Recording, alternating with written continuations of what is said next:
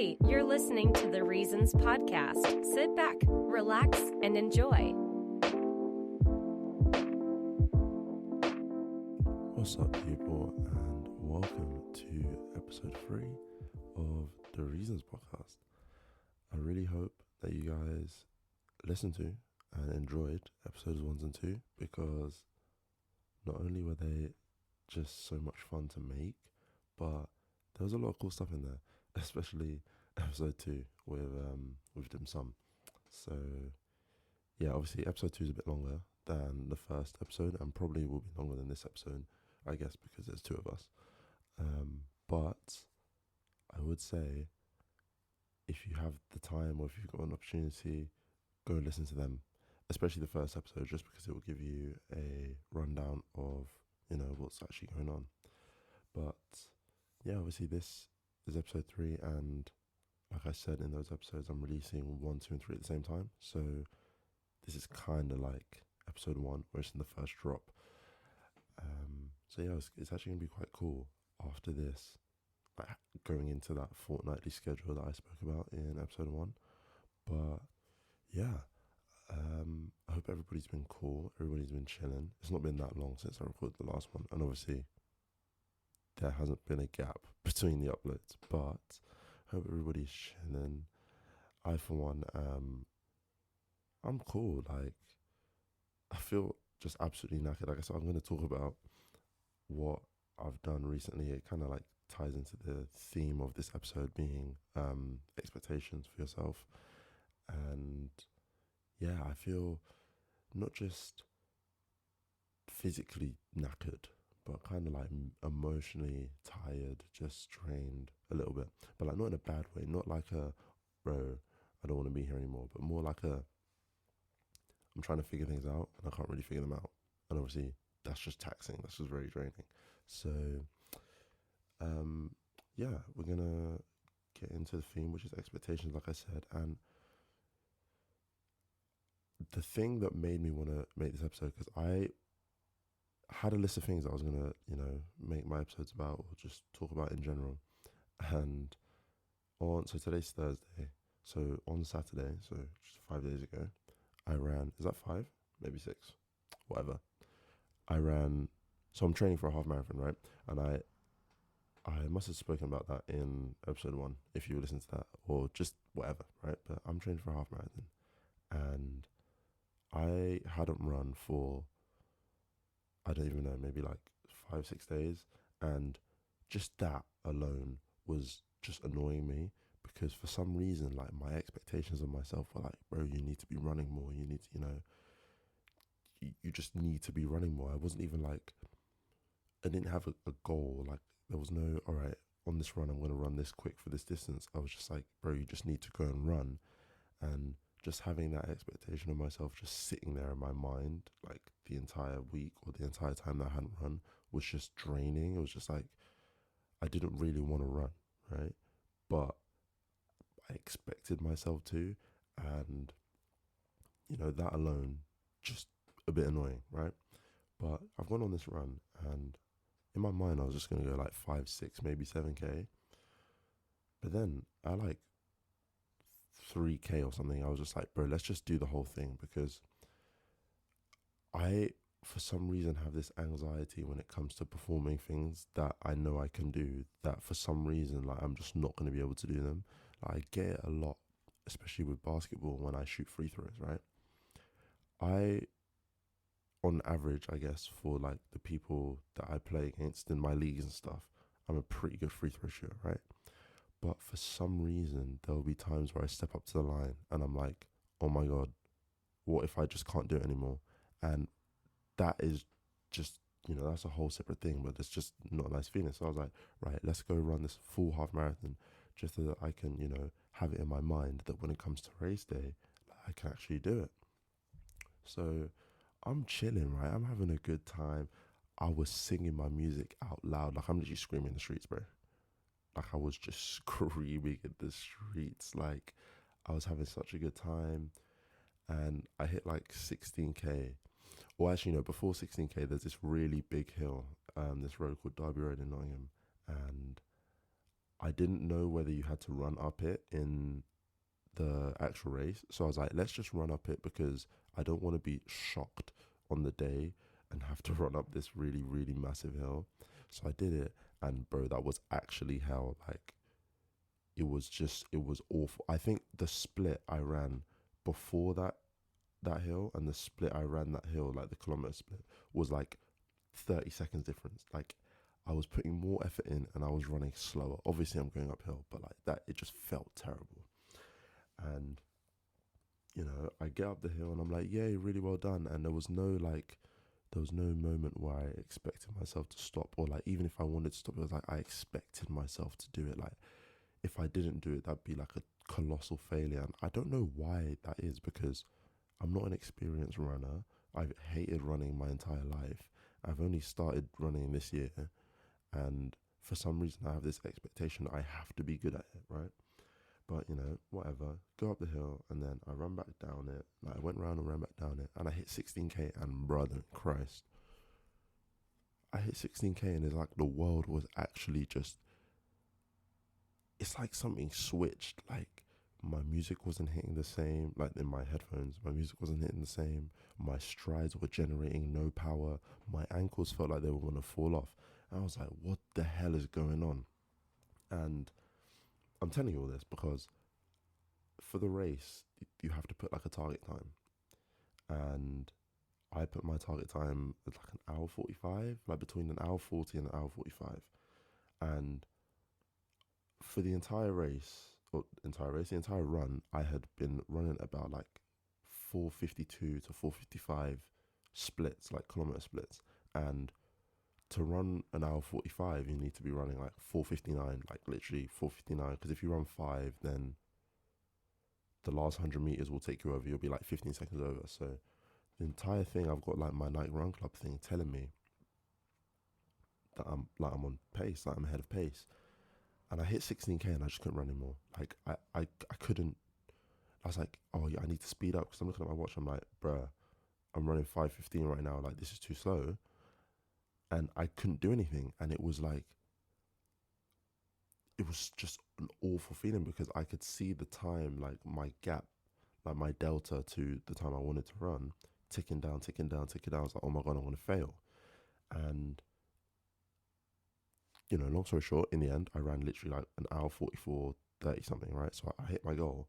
But then I finished the run and I realized, what the hell just happened in those last 5 kilometers? Because I didn't set out, first of all, I didn't even set out to run a half marathon, right? And even when I decided at like 3k that I was going to run a half marathon, I wasn't like, right, yeah, I'm going to run it now 45. I just started running. And for some reason, something switched or like clicked in my brain, where it was like the expectations of myself just took over completely. Like I said, first 16k, well, actually before the hill. Actually, the hill was actually quite fun. It felt like I achieved something. But the first 16k was fun. Like, when I say I was screaming my music, I felt like I was in paradise. Like, it's so weird to think about it, because at like 10-ish K, I was like, bro, it'd be harder to stop right now to continue. Like, I'd come up to like the traffic lights where you have to cross, and if it was red, I'd actually just be annoyed, because, brother, I want to keep running. This is fun as hell. Like, I was having a great time. And then I hit 16k, and all of us, it was like in an instant. It was like when I did my first kilometer, that was slower than the average time I needed per kilometer. It was like everything changed. It was like my mind just overrid. It was like, oh my God, you might actually fail. And then started going into panic mode, basically. It was like, and I didn't realize I was in this mode until after the run. Like, there was no part of me during the run that was like, bro, you didn't set out to run a time. Don't even worry about it. There's no pressure here. Like, you don't have to, like, what the hell are you doing? Like, why are you putting all this pressure on yourself? There was none of that. It was like, you're running the time, that's it. And if you don't, that's terrible. Like, I honestly, if I had finished the run and it was like an hour 46, I would not have even been happy that I finished the run, which is so terrible. right? Like that's not good. Like you've just done a big thing. You've run a half marathon. Like you should be happy with that. Sorry, but you should be happy with that, right? And I just wasn't. Like, well, I wouldn't have been. Like I was in the end, and I took like a couple minutes. I was like, bro, like you need to just be happy with the fact that you just achieved something, right? Don't be so caught up in the numbers and caught up in what it means, what you thought you could do. Because think about it, I didn't even think I was going to be able to run like 7K. I was so sore. We've had preseason, and like I just went because I was like, bro, you need to get this thought that you need to run out of your mind. And it was such a weird feeling. Like it completely overrid. That's the word, right? Overrid the entire run. It was like that 5 kilometers was the character of the entire run, right? The entire run's 21.1K. The first 16K meant absolutely nothing to me after the race. I didn't think about the fact that I was having a good time. I was singing, I was laughing, I was, running, having a good time. All that I was thinking about was that last 5K, where the expectations set in and the, I guess, desire to be good. Because I think this essentially what I'm trying to say is that I, and I assume many other people, have this like innate just desire to be good at things. And it might not even be a desire because I don't even set out like I want to be good at running. It's more of an expectation that I'm going to be good at things. And this part is going to be, I guess, difficult to talk about because it can come across as very, I don't know what the word is, but when I was like growing up and doing things, I was normally quite good at things, right? Whether that be sports, school, I was normally just quite good at things. And I think, obviously, like that's what I mean about that being quite difficult to say because it can sound like I'm just bragging, but I don't mean it like that, right? I mean it just like I guess, right, think about it like this, right? My genetics, like, I'm just quite athletic in general. So it means I just have a head start on most people when it comes to sports. So if I pick up a new sport, I already have like the build, which is nothing to do with me. I just have it, right? So it's not like I'm just better than these people. It's like I'm just starting ahead of them because of like my genetics and whatnot, right? And for me in my life, like I've always grown up being pretty good, like I said, at things. And in my mind, I'm kind of realizing that this isn't true. But I used to always think, especially in school, that people liked me because I was good at things, right? People liked me because I played on the basketball team and the football team and I did athletics, right? And somehow I still didn't fail classes, stuff like that, right? I thought that that was what made me not, what's the word? It's not attractive because it's not in that sense, but like a cool person, right? Like somebody that you'd want to be friends with. Like I thought that's what it was. And as I'm growing up, I'm realizing that when I do things and I don't do them very well, I don't lose friends. Like what kind of like that's actually ridiculous to think that you just lose friends if you like set out to run 20-minute 5K and you run 20 minutes and 5 seconds. Because I'm telling you now, if I set out to run 20-minute 5K and I ran 20 minutes and 5 seconds, it's like my mind would tell me that nobody's gonna like me anymore. And that expectation to be good at everything is it doesn't even make sense. It's not healthy, it's not good, but at the same time, you're not choosing it. And the reason I'm making like this podcast about this topic is because I'm sure there are a lot of people that go through the same thing. I've spoken to some of my friends where they're like,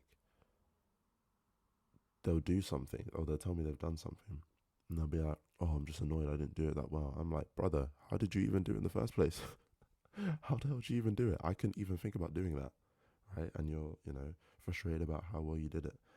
And, that's why some people a lot of the time will lie about how they did something because they think that the only reason that the person wants to hear about them doing it is to hear that they did it well. I remember I was kid and I'd say, oh, I ran 100 meters in like 12.4 seconds. That's not true. I could run 100 meters in like 12.7 seconds, but I'd say 12.4 because I wanted them to be like, oh, like he's quick, like, oh, we're friends, you know? Oh, he's cool, I want to be friends with him, or wow, that guy's a character or something like that. And essentially what I'm trying to say is that those expectations are part of you and you can't just decide that you don't have them anymore. Because I've tried to do that, right? I've tried to go on a run and be like, I actually don't care. Like, I'm just running. I don't care about anything.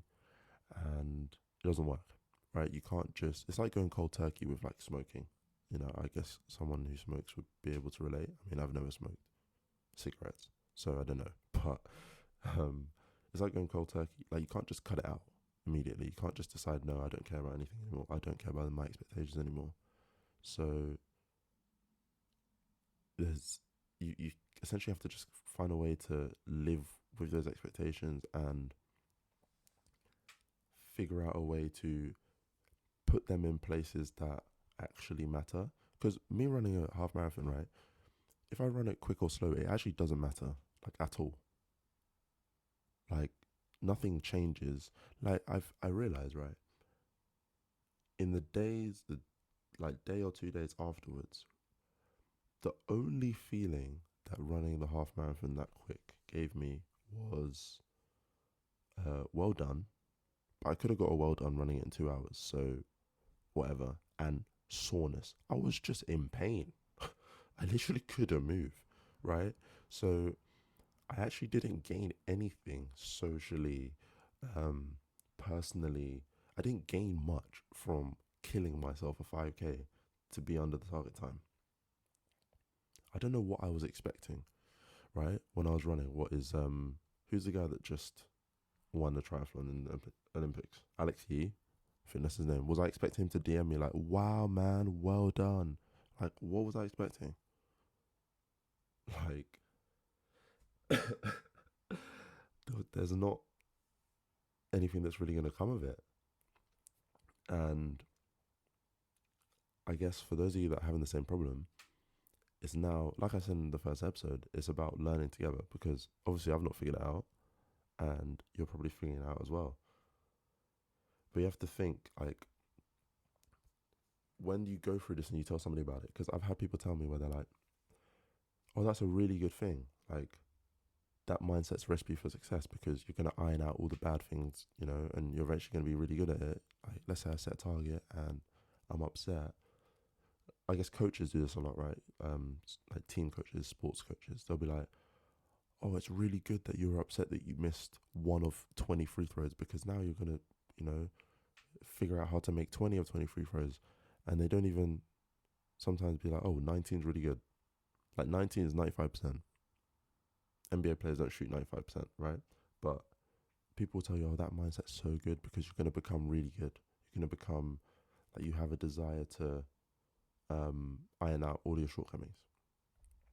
But you have to realize that that mindset's only really fit for people who actually desire to be the best at something, right?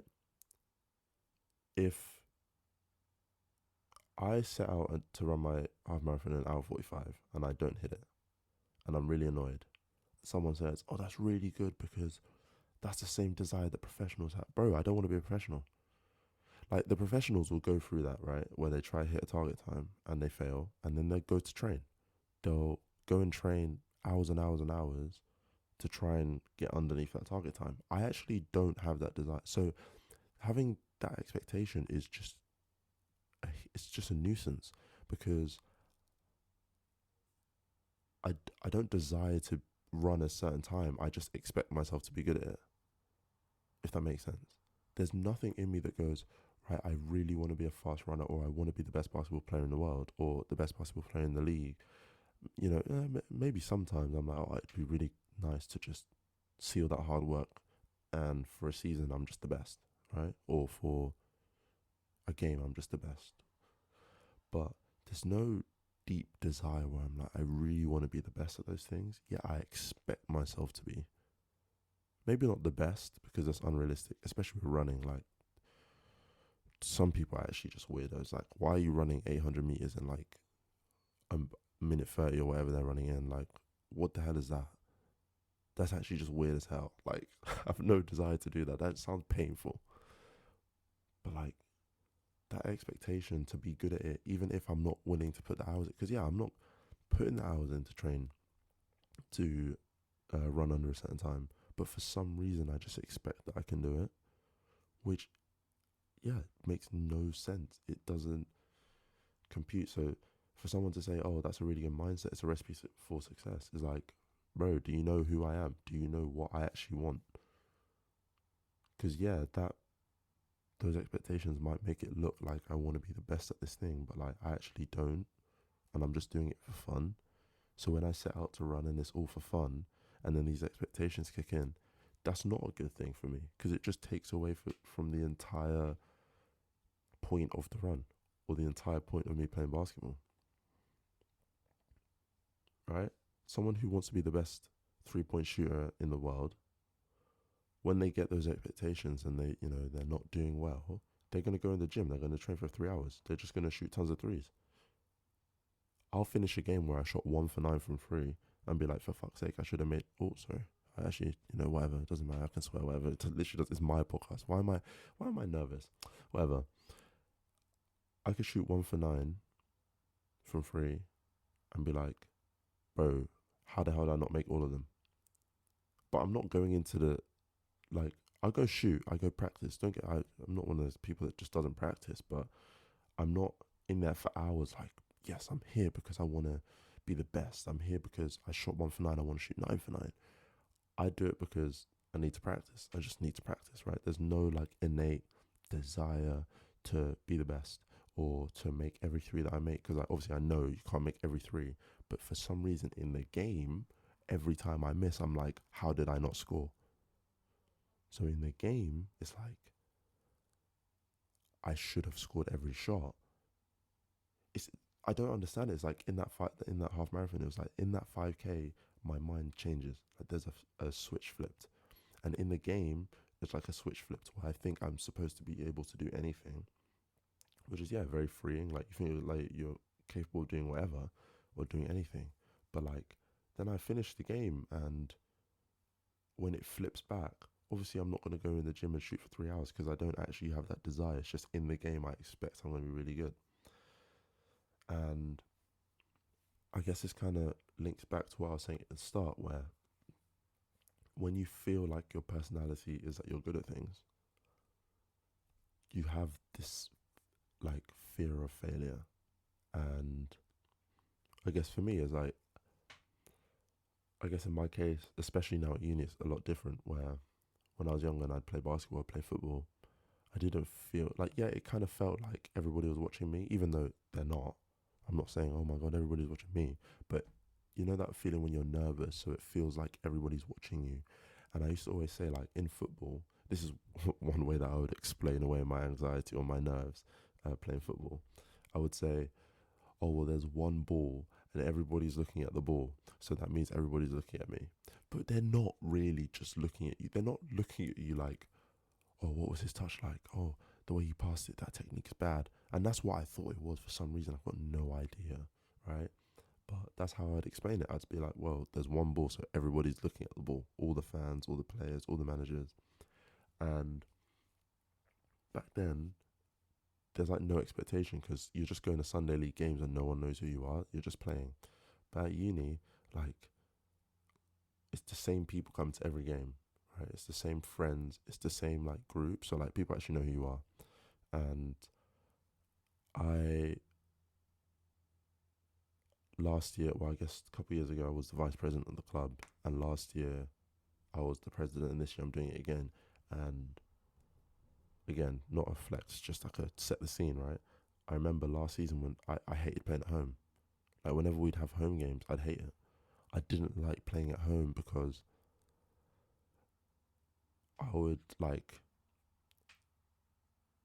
feel like everybody's expecting me to be good because I'm the president, right? And that makes sense. Like, of course, you'd expect if you're the president, you're good, but like, that's not why I was president. was present because the things that needed to be done admin wise, I would do them, right? Nothing to do with my ability, and I'm not the best player in the club. And for some reason, well, I guess not for some reason, for the reason that it felt like everybody expected me to be good, I had this like crippling fear of failure every game. It was worse at home because there were more people that I knew and more people that I felt like were expecting things of me.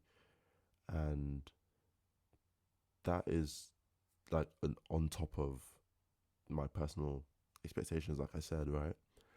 Because I'd go to away games and I'd feel a bit more comfortable because I wouldn't have like my friends in the crowd or whatnot. But I would feel like I had to prove myself to myself.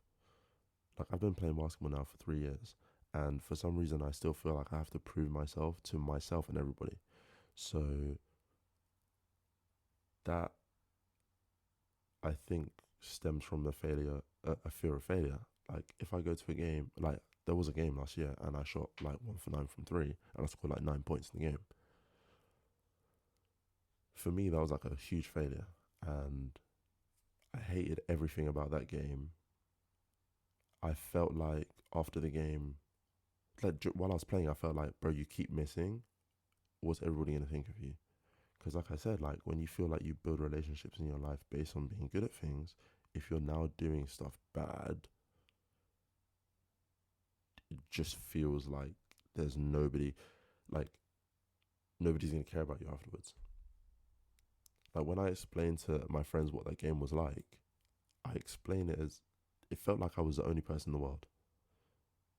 Like this is not the NBA finals. It was like a cup semi-final. It's not the NBA finals, not the World Cup, not the Olympics. This was like a bog standard game where like if we won, we'd go to the finals. We could play the final. We probably would have won the finals, to be fair. I think the team we played in the semi-final won overall. So it was to us kind of like the final. And if we'd won the whole thing, well done. Really well done. But literally nothing would have changed.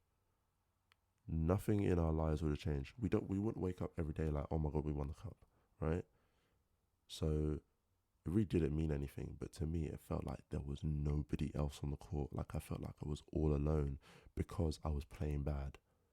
Like whenever I'm playing good, I can see everybody. I can see all my teammates. I can see all my friends in the crowd because I feel like I'm performing to expectations. I feel like I'm doing well. That's what I was saying about the run, right? For 16K, I was well underneath the time that I needed. I was well underneath the target time. So I'm having fun.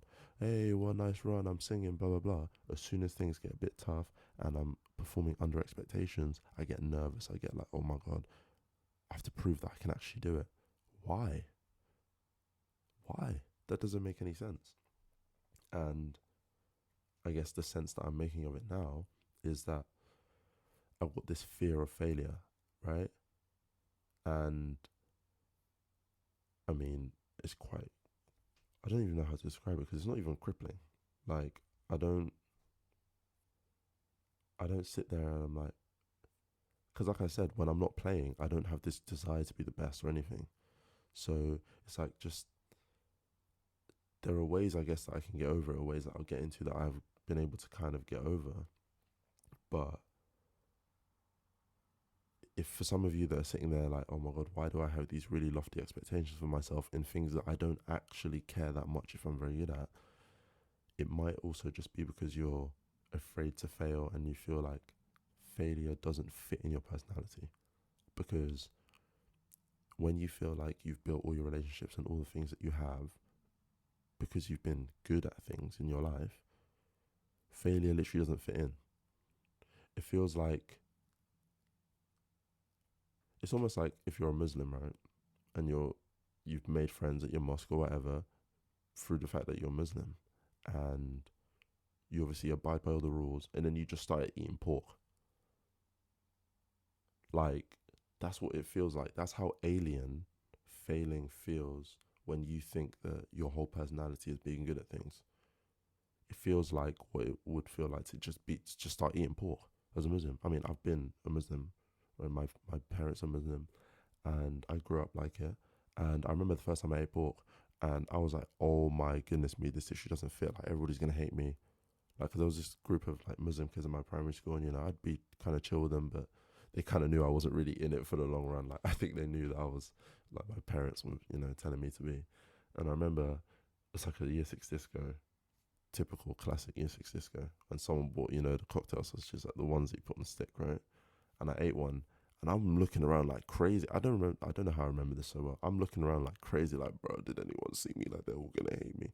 And they're looking at me like, what the hell is wrong with this guy, man? And that's what it feels like when I miss a three. That's what it feels like when I run a slow kilometer. That's what it feels like when I do something that I expect to be really good at and I'm not good at it. I feel like the people that like my relationships are looking at me like, what the hell is wrong with this guy? Why is he doing that? Why is he not good? He's supposed to be good. And it's quite funny actually, because I used to play tennis when I was younger. It's like the first sport I played, and I remember John McEnroe saying this thing about Nick Kyrgios. I don't know if you guys would know who Nick Kyrgios is, but I kind of describe him in like 30 seconds. Basically, the guy's incredible at tennis. He's so good. He's so good. But he doesn't try ever. Or like he'll try for like 5 points and then he'll do something silly. Then he's checked out, and then like he's basically trolling half the game because he kind of doesn't care. Like, he gives off this I don't care personality kind of thing. And John McEnroe was like, I think he's just afraid to fail, because the thing is, right, when you don't try very hard, if you don't do well, then it's fine. I used to do this all the time in like secondary school. Like, if there was a race, I would jog, because if I jog and I lose, so what? I literally jogged, like I wasn't trying. But if I played properly, if I ran properly, and I lost, then I failed. So he was saying this thing about Nick Kyrgios is like, if he goes in, because think about what I'm saying of him now, like his personality is that he doesn't try. So the fact that he doesn't win Grand Slams all the time is like, oh well, yeah, it's because he's not trying. He could, but I guess for him, maybe that's enough. I could probably win if I tried hard, but I'm not gonna actually try because then I might fail, and you know, that's, I guess, his problem. Or it depends really if he really actually wants to win Grand Slams, because if he does, then that fear of failure is stopping him from possibly winning Grand Slams. But at the same time, he's doing exactly what I do sometimes, or what some of you listening might do sometimes, where it's like, well, if you don't try, you can't fail, and you would only do that if you were scared of failing. So that was just an interesting parallel between. I mean, he's a professional, so if you ever feel like, oh my god, why am I doing this? I'm such like a, I don't know, how to describe it. Just remember, professionals do it as well. This guy's one of the best tennis players in the entire world. I mean, he beat Roger Federer. I think he's beaten multiple times. I think. I'm fairly certain he's beaten Rafael Nadal as well. Like, this guy was in the Wimbledon final, and like, can you think about how crazy that is, right? The guy's in the Wimbledon final, and he does this thing where he just decides that he doesn't want to play properly. Like, that is absolutely unbelievable. Like, he probably could win Grand Slams. Like, he has the talent. He's good enough. But if he tries and then he loses, then it changes everything, right? Because he's supposed to be good at things. Or to him, it feels like it changes everything because he's supposed to be good at things, and all of a sudden he's not. Or he lost. It's not even that he's not good. He just lost the game. But for him, that probably feels so alien. I kind of resonate with it because I feel the same sometimes. Like I said, when I was in school, I would be the one that didn't try because I didn't want to lose by trying. Like, I wouldn't really care that much about winning. I just didn't want to lose while trying. Because obviously, if you really cared about winning, like, you wouldn't just let yourself lose by not trying. But for me, like, I actually didn't really, like, let's say we're doing a 100-meter race. I actually don't care about 100 meters. Like, I've never cared about like sprinting or anything like that. So I would never run the race like I can't take it easy because I need to win. I would just be like, oh well, if I'm gonna lose, then I might as well not try, so that it preserves my, oh, I'm good at things. And it's not even me berating myself. It's because I'm not choosing, right? I'm not choosing to have that expectation of being good at things. But like I said, when you feel like, it's actually funny because in school, like, you feel like the kid that's fast is popular, right? Or the kid that's good at sports is popular. And I guess that's where a lot of people get it from. If some of you are listening that have the same thing, that's probably where you get it from. Like, you're supposed to be good at things because that gets you rep. Like, that gets you, social acceptance or friends or just all of these different things, right? And yeah, I mean, that's how I would combat it in certain situations. I'd just not try. And I mean, Nick Kyrgios, like I said, does the exact same thing. But enough about Kyrgios, enough about those things. What's important is how you deal with it, because, like I said, it's part of who you are. You can't go cold turkey and just decide that you don't have any expectations, because, like I said, I'm not choosing to have them. They're just there. Like, for 16K in the run, I didn't expect that I was going to have a final 5K like that. I didn't set out with any goals or anything, so it's just like a part of me, right? And it would be very easy to say, oh, just don't care about what anyone thinks, you know? Yeah, you can still have the expectations for yourself, which might be a problem because, it's quite crippling, but don't worry about, losing friends if you are bad or if you perform bad. And that is such easy advice to give, but most of the time it's pretty useless because it's not possible. In the last episode, me and Jamie were talking about this hierarchy kind of thing, where in certain situations, certain people are really important to the situation, so they're at the top. Like, you should care about what they think the most. So let's say I'm playing a basketball game, like, what my coach thinks is near the top, right? But let's say I'm playing one-on-one in the garden with my brother. What my coach thinks doesn't mean anything, so he's at the bottom of the hierarchy, right? So it's like a hierarchy for different situations. If you want to hear more on that, go and listen to that episode because it's really good. It's like halfway through the episode. I think maybe I'll put something in the description if I can find it, because editing these things is actually really hard. I guess because I'm really new to it. So like, I'm actually scared that if I try and go through the last episode, that I'm just gonna mess something up. So I might be able to do it. If not, I'm really sorry. But it's in there, and we talk about it. It's really good. Oh, sorry, I hit the mic. But it's really good. But I think better advice than to just not care about what people think is to view each failure or each time you try and don't do something you set out to do, is to view each failure as not a failure but a lesson, right? And yeah, it sounds really cliche, but I'll explain how it actually works because it works for me. And it sounds like it's like really spiritually loaded, like it actually means a lot, but like let me just explain it, right? So you don't really want to think pass or fail. You want to think pass or more experience to pass next time. That's kind of how I see it, right? So I'm learning to drive right now, and when I go out and I mess up, I do have this expectation that I'm going to be good because I feel like I should just be good at things, like I said in the start of the episode, right? But when I fail, now I've got to a point where when I fail, when I come to I think about it like this, right? You failed this time, so next time you're in this exact situation, you won't fail. And for driving, that's a bit, I feel like it's a good way to think about it because you're only doing driving lessons to pass your test.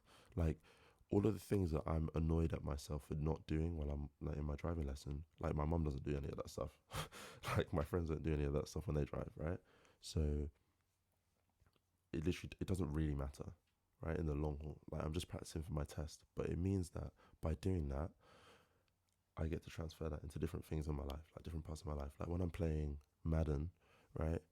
And I was recording a YouTube video for like this Madden series that I started that I've kind of discontinued because I was getting my ass beat. But like now I'm kind of okay with it because sorry, every time I concede a touchdown, I'd be like, oh well. Instead of just being like, damn, why did I not intercept the ball? Why did I not get a stop? I'd be like, oh, that's how not to give up a touchdown in that situation. When you see that formation, you know not to run that defense, you know? So it's not like I just failed by losing the game, or, well, I did fail, right? But I see it as either I won, I passed, or I failed, but I remove fail from that like other option. So you've got pass or fail, but I remove fail and put in experience to pass next time. Because, sorry, thinking about it like that means that you don't get that crippling, or like, it's not even crippling, it's just a negative emotion of I'm bad. Like you don't, you still feel like annoyed that you didn't win, that you didn't pass, right? But that's more just an inconvenience as opposed to like a crippling, oh my God, it's the end of the world. Like it was for me when I was playing that basketball game when I was playing badly. They literally felt when I finished that game like my world was going to come crashing down. Like I was at the pub yesterday with my friends and like that game came up because it was like my basketball friends because we all have preseason. And they were like, yeah, when I was talking to you after the game, like, you were in such a terrible mood. Because I literally felt like the world ended. I felt like there's no way that I actually played that bad. And when I actually step back and I'm reasonable, I didn't even play that bad. Like I was bad, right? Especially compared to my other games in the season, like it's my worst game. But I still scored 9 points. I played good defense. I just kept missing threes. Like for some reason, I just couldn't score threes. And like it felt like the end of the world. If I had this mindset where I removed failing with experience to pass next time at some point in the first quarter, then I would know, stop shooting these threes. Like you're actually just being an idiot. Like why? Like they're playing this stupid. I actually hate them so. Actually, no, hate is a terrible word, but I really don't like what they were doing. They were playing this zone, and whenever I play against zone, like I get excited because I'm like, oh, this is a chance for me to like use my mind, right? Like it's not just like man to man where you're kind of just like, it's basically like one on one the whole game. I hate one on one. Again, hate, strong word, but I really don't like one on one because like I'm not that creative with a basketball. I guess probably because I've not been playing for that long. Like I don't know too many moves and things, right? But when it's a zone, like my eyes light up, like I'm excited because I'm like, this is a chance for me to think about it like it's science or maths, where like they're gonna be here, like they're in this zone, they have to be here. How can I exploit that? And their zone was pissing me off because I couldn't figure it out. Like we knew they were gonna play it the week before the game because we saw that they did against somebody else, and we were like, okay, this is what we're gonna do. And in practicing that week, bro, I was feeling like such an idiot because I couldn't figure it out. Like I couldn't figure it out. So it got to the game, and the one part that I did figure out is that when I'm in a certain part of the zone, I'm going to be open for three. So I kept shooting them because normally I make threes better than I was in the game, and I just kept missing. But that's all I knew. That's all I could do. So it literally felt like the world was ending because to my team, they knew obviously that I couldn't figure out the zone. Like hardly any of us could figure it out. I mean, we lost the game. And then to like, it was a home game, like the people on the side, I'm like, oh my God, they're just seeing me miss a million shots. But I didn't actually even play that bad. So I guess you can see how like these expectations just completely skew your vision. Like in a game I didn't play that terrible, or on a run where I didn't run that slow, you have this outlook that it was so terrible because your expectations are so high. But anyway, back to the way to get over it, right? If in the first quarter I'd gone, this is more experience to pass next time, as opposed to you're just missing, I'm just angry with myself, then I probably could have like gotten through the game and done better. But even if I wasn't able to, right, I wouldn't have been so angry, or so I wasn't even I was just upset. I was actually just sad. I was sad with myself, but I would have had less charged emotion if I was able to do that. If I was able to say, right, yeah, you messed up, yeah, you missed, but this is more experience so that you know how to pass next time, how to do better next time. And I think that's better advice than saying, oh, don't worry what anyone thinks, don't worry about your coach thinks, don't worry about what the people on the side think. Because when I implement this, right, I still have my coach in mind. Like I still have the hierarchy where what he thinks is actually important, because in this situation it is, right? But it just means that I'm less emotional, right? I've removed the element of failure, so I'm not like, oh my god, I'm so bad. Like you kind of condition yourself to see it as learning. So even if I'm not able to learn quick enough to affect this game, then at least the next game I will. And now I know if I play against that zone again, that 1-3-1 zone, I've looked back on that game as not a failure, which is what I thought it was for like 3 months. I was like, bro, this is the worst game of my life. As actually a learning opportunity, and hopefully I'll do better next time. But even if I don't do better next time, I won't be so emotional. I won't be so upset. I won't be so disappointed. And I won't feel like my world is crumbling. I won't feel like all of my friends on the side don't want to be friends with me anymore because I missed 8 shots. Like, your friends on the side will be happy that I scored 5 shots. What did I score? 3, 4 shots, maybe? I don't know, 4 shots? Yeah, I had 9 points, right? Yeah, 3 and 2 and 3 twos. Yeah, so I made 4 shots. They probably only remember that, you know? Like, I always think about this when, like, my mum ever came to watch any of my games. She came to watch a basketball game last year, and I felt like I played all right. I probably had like 18 points, something like that. But to me, I was like, when I missed, I was like annoyed, right? And she's like, "Oh my god, you scored so much, you played so well." And like, to me, I'm like, wait, hold up, I thought I played bad. But then you realize that your friends, your family, they're just happy to see you do some good. They're not like, if he does bad, that's it, I don't like him anymore. They're just really happy to see you do anything good. And that removing the failure bit, it makes you see that a bit more, because you don't think, oh, I failed, no one's going to like me because I'm bad.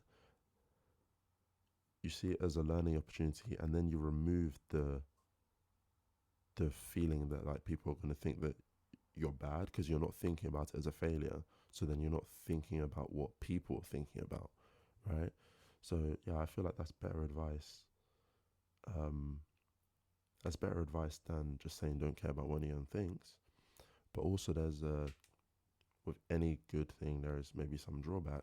Is that in some situations where I have removed that element of failure, like I just don't have the drive to be really good in some situations.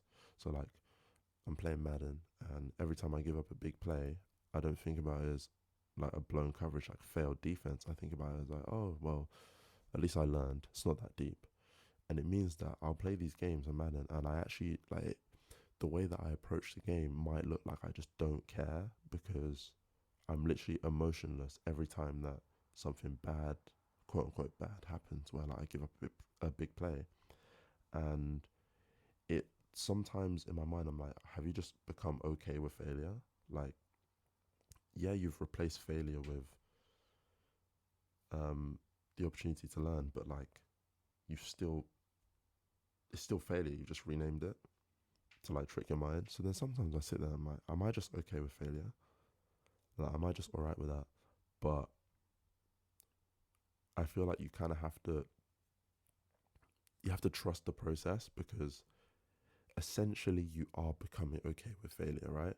But you're not becoming okay with failure forever. You're becoming okay with failure for now so that you don't fail later. So I'm becoming okay with giving up one play touchdowns every time I call a certain coverage on Madden, because I know that in the future I'm not going to do that. So it's like a cat and mouse kind of game with it, because yeah, like at certain points you're going to be like, what the hell, like why am I just all right with failing? And especially, this is where other people might come in a lot more. If you implement this into like a sports team or something, and your teammate goes, why the hell do you not care? Because that's kind of what it does. When you remove the word failure, like the emotions are just, they drop significantly.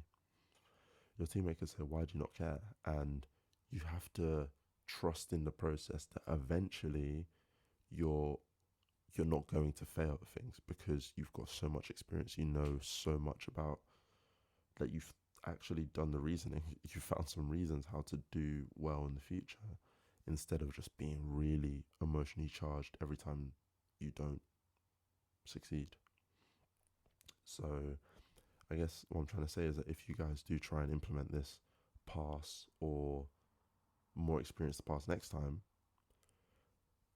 don't get frustrated with yourself when it feels like you don't care, because it's not that you don't care, it's that you know you have a plan for the future, right? Because getting angry at failure is essentially admitting that you don't have a plan for the future. You just expect that you're supposed to do it well. You don't really think about, oh, how am I supposed to do it next time? You're just annoyed you didn't do it this time. So by having a, pass or more experience to pass next time mentality is like, the reason I'm not angry, the reason I'm not showing tons of emotion is because I have a plan. I don't need to get angry right now because I actually have a plan for what I'm going to do next time. And yeah, so just what I'm trying to say is trust in the process that it's going to work, because it does work for me, or it has worked for me in certain situations. And it might feel like it takes a bit longer to get good at things, but the way that you'll be good at them will be much more valuable. Like, now I know how different coverages work. Now I know why I miss my free throws. Now I know why I miss my threes, as opposed to, I'm really annoyed, I'm going to try again, and then I don't really know exactly what I'm supposed to do different from last time. You just keep, it's like, either you have a plan by using the method that I said I've been using, where I remove failure from the equation, or you just use trial and error. Because if you get really angry and you don't think about it, then when you try and go and do it next time, you just try something else. So you're essentially just doing trial and error. So sometimes you'll find that means that you get your solution much quicker, because the thing you tried next just works and you can keep doing that. But like I said, I'm a bit nerdy, sciencey about it. I'd like to have not a plan, because I don't really like planning things, but like a vision, like a direction, as opposed to just getting emotional, because then, like, I don't even know what I'm doing next time, and that for me feels worse. For some people, it's like, I'm just gonna keep trying things, keep trying things, and for them that's really good. But for me, going into things, sorry, and not knowing what I'm gonna do is like hell.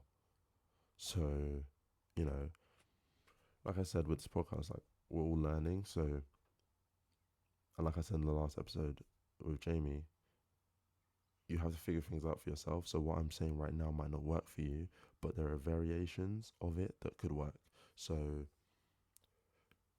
you might decide to implement this into certain things and not to other things.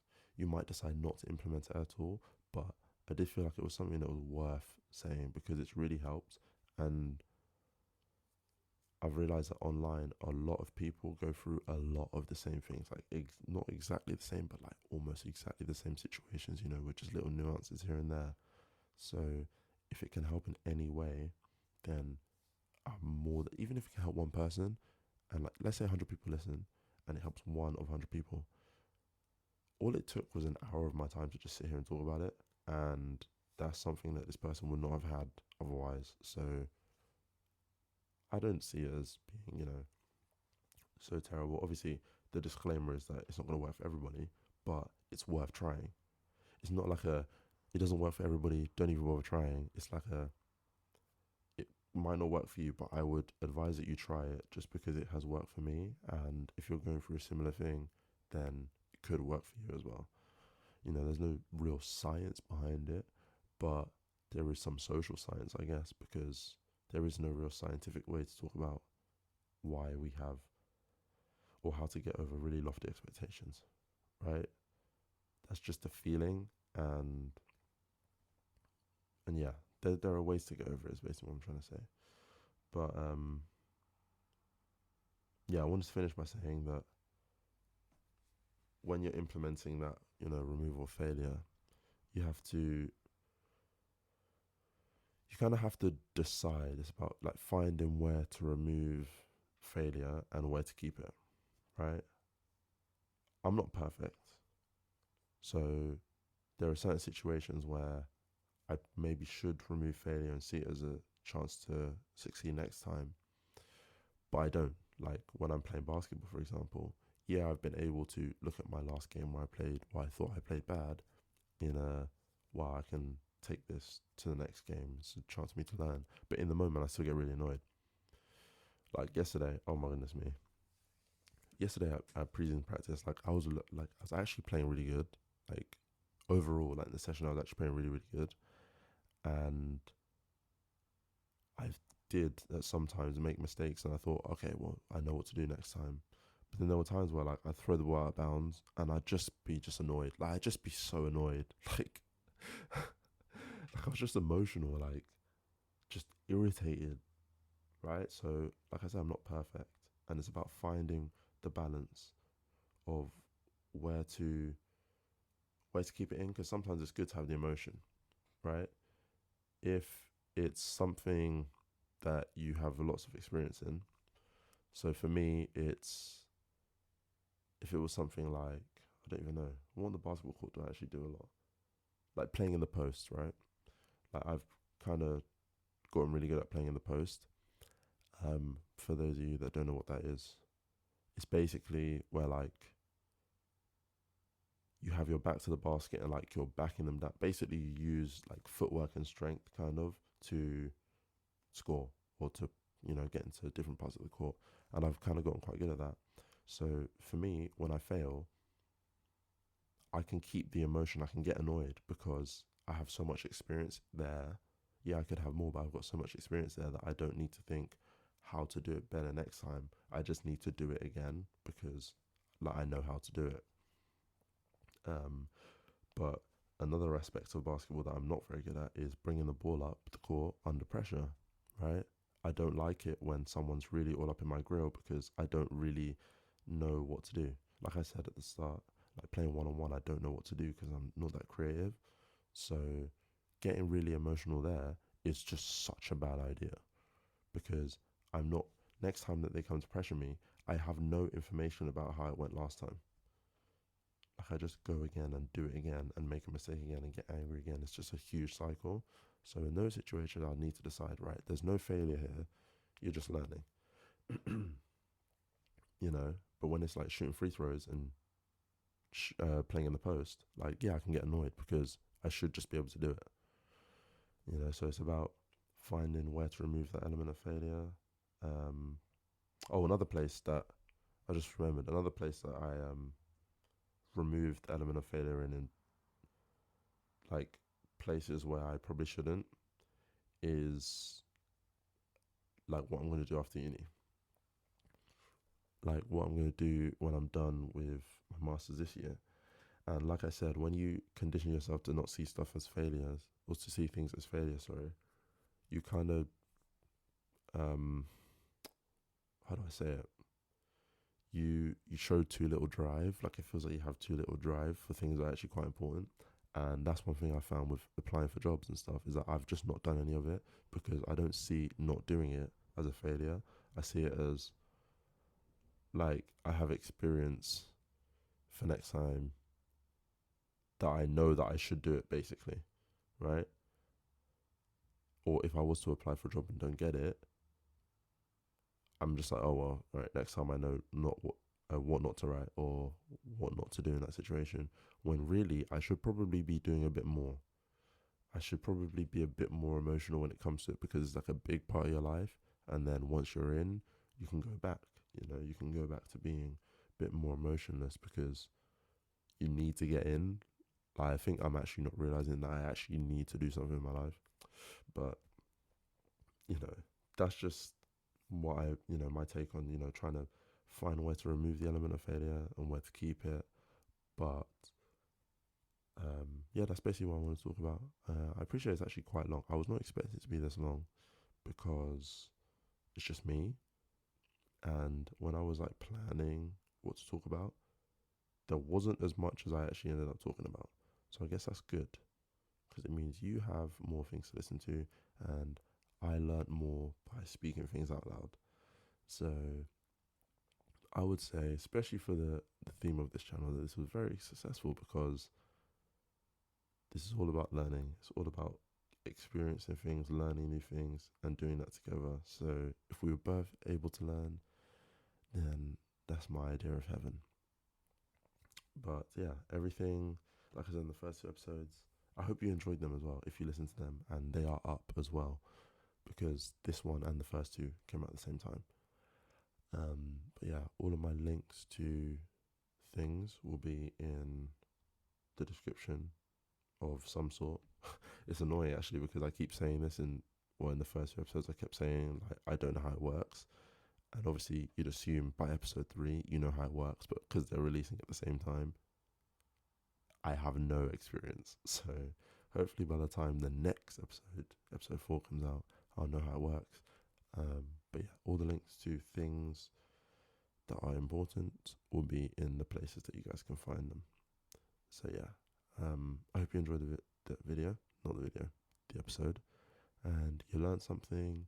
If you implement any of this stuff and you want to talk about it, then please do. I'd love it so much. It'd be so nice if we could like actually talk about it. And yeah, I hope you enjoyed. I hope you engage, and I hope any of this stuff works for you in some sense. And I will see you all in the next episode. Peace.